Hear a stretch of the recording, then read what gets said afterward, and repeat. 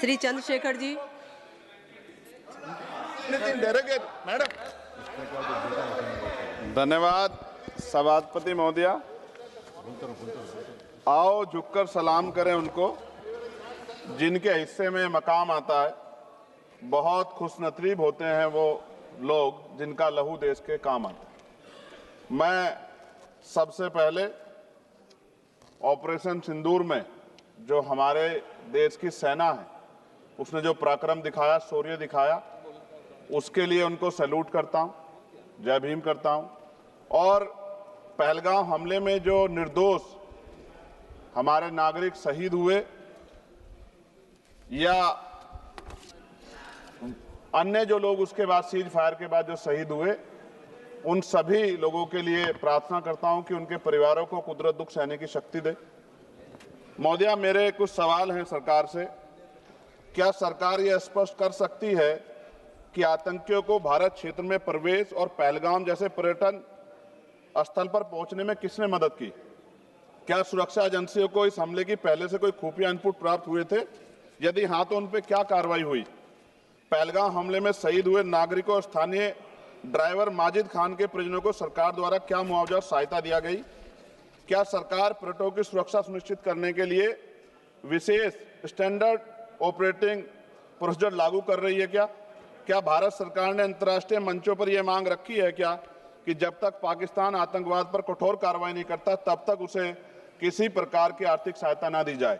Operation सिंदूर के बाद जब पाकिस्तान ने जवाबी हमले किए और 21 भारतीय नागरिक शहीद हुए, यहां तक कि हमारे गुरुद्वारों को भी निशाना बनाया गया, तब सरकार ने सीज फायर की अनुमति क्यों दी? क्या यह भारत की कूटनीति कमजोर नहीं दर्शाता? सभापति महोदया, मुजफ्फरनगर में हमारे जिला सचिव हैं भाई कामिल, उनके परिवार के 2 बच्चे भी इस हमले में शहीद हुए थे। क्या सरकार ये मानती है कि टीआरएफ द्वारा इस हमले में खासतौर पर हिंदू पर्यटकों को निशाना बनाना भारत में सांप्रदायिक द्वेष को बढ़ावा देने का प्रयास था? यदि हाँ तो इसे रोकने हेतु सरकार ने क्या रणनीति बनाई? सरकार उस मुस्लिम पोनी ऑपरेटर को क्या सम्मान देगी जिसने अपनी जान देकर तीर्थयात्रियों की रक्षा की? क्या उसे शहीद घोषित किया जाएगा? पाकिस्तान को हाल ही में आईएमएफ द्वारा $2 अरब से अधिक की सहायता राशि दी गई है।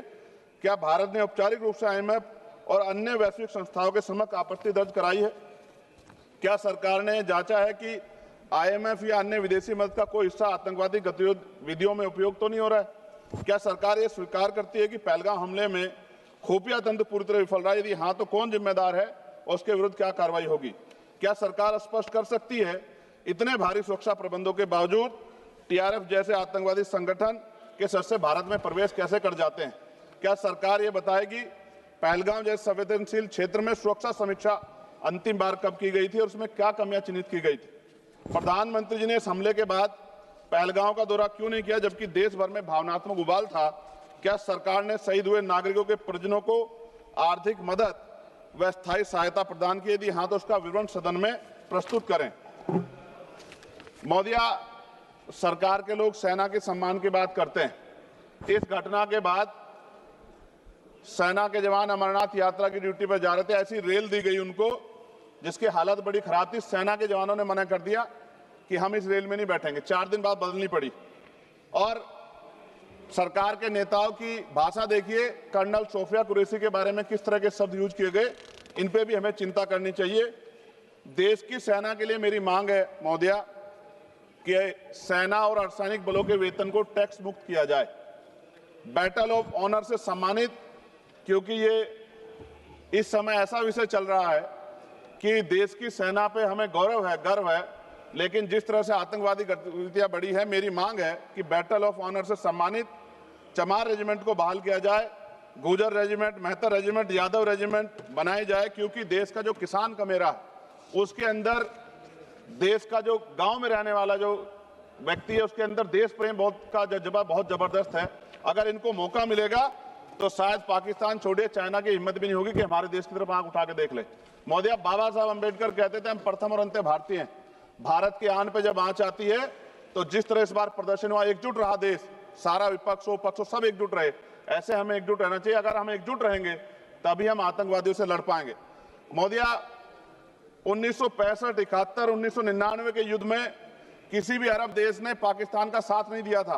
लेकिन आज एक भी अरब कंट्री हमारे फेवर में नहीं खड़ी। क्या हमें अपनी फॉरेन पॉलिसी पर नहीं सोचना चाहिए कि ऐसा क्या हो गया कि हमारी राजनीतिक जो भारतीय की लोकल राजनीति है, इसके चक्कर में क्या हमारी फॉरेन पॉलिसी या हमारे मित्रों को के मन में पीड़ा तो नहीं पहुंच रही है? पाकिस्तान ने कहा और आपने मान लिया, और आपने सीज फायर का आज रक्षा मंत्री जी को मैंने सुना, उन्होंने कहा भाई, उन्होंने कहा कि महाराज हाथ जोड़ते हैं, छोड़ो। उन्होंने कहा और आपने मान लिया, लेकिन फिर उसके बाद 10 तारीख को दोबारा से जो है ड्रोन उड़े और 15 लोग शहीद हुए, 43 लोग घायल हुए। हम अपने आम नागरिकों को क्यों, जबकि मान रहे हैं, मैंने रक्षा मंत्री जी को सुना, वो कह रहे हैं कि ऑपरेशन सिंदूर खत्म नहीं हुआ, ये रोका गया। इसका मतलब हमें खतरा है कि दोबारा भी हमला हो सकता है। पाकिस्तान अपनी हरकतों से बाज नहीं आ रहा, तो हम अपने आम नागरिकों को और सेना के जवानों के जीवन को खतरे में क्यों डाल रहे हैं भविष्य में? क्या हमें इसके पुख्ता और परमानेंट इंतजाम नहीं करने चाहिए? जैसे अगर सरकार को, मैंने कई बार सुना सरकार के लोग अखंड भारत की बात करते हैं, इससे अच्छा मौका आपको काम मिलता। पीओक्यू लेने के बाद हमारे उत्तर प्रदेश के मुख्यमंत्री बार बार कहते कि चुनाव में कह रहे थे 6 महीने के बाद पीओक्यू इधर होगा, अगर सरकार बन गई, जनता ने तो मौका दे दिया, कहां है पीओक्यू? क्यों नहीं लेके आए इस बार आप लोग?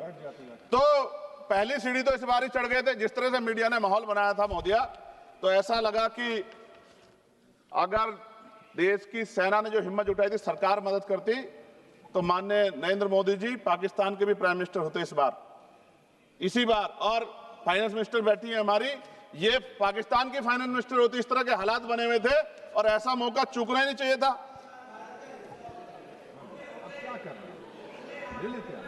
ले लेते, इससे अच्छा मौका किसे कैसे मिलता? पूरा देश एकजुट था। मोदी, मैं खत्म करूंगा, पूरा देश एकजुट था, इससे अच्छा मौका कहां था? लेकिन अब अमेरिका में बैठ के कोई देश के फैसले कर ले तो देश की गरिमा पे, संप्रभुता पे बहुत बड़ा हमला है। इसको हमें समझना चाहिए, हमें समझना चाहिए किसी की हैसियत नहीं है। भारत दुनिया में इकलौता ऐसा देश है जिसका कोई मुकाबला नहीं कर सकता है। यहाँ का 140 करोड़ देशवासी एकजुट खड़ा है और सबको जवाब दे सकता है।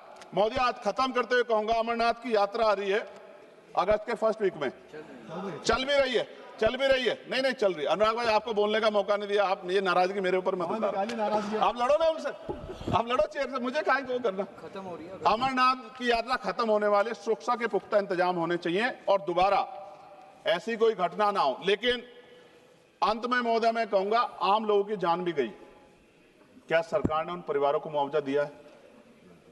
क्या उनके जीवन का कोई मूल्य नहीं? जिन्होंने अपने परिवार खोए, जिन्होंने अपना घर का बेटा, पति, घर का कमाने वाला खो दिया, उनका भी तो अधिकार बैठता है। सरकार ने क्या मुआवजा दिया, इस बात की जानकारी भी सरकार को पटल पर रखनी चाहिए, सामने रखनी चाहिए। और अंत में मैं धन्यवाद दूंगा भारतीय सेना को और भारत के का जो प्यार है कि पाकिस्तान और आतंकवादियों के भरसक प्रयास था कि यहाँ सांप्रदायिकता का माहौल बन जाए, लेकिन देशवासियों ने समझदारी दिखाई।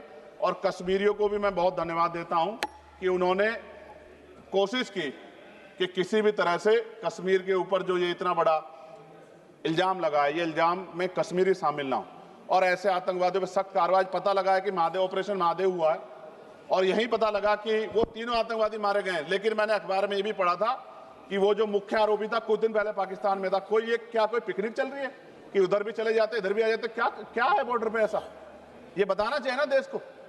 मैं आपका धन्यवाद करूंगा और भारत की महान सेना को मैं बधाई देता हूं, उनके लिए मंगल कामना करता हूं। जय भीम, जय भारत। महोदय धन्यवाद। माननीय सदस्य श्री एन के प्रेम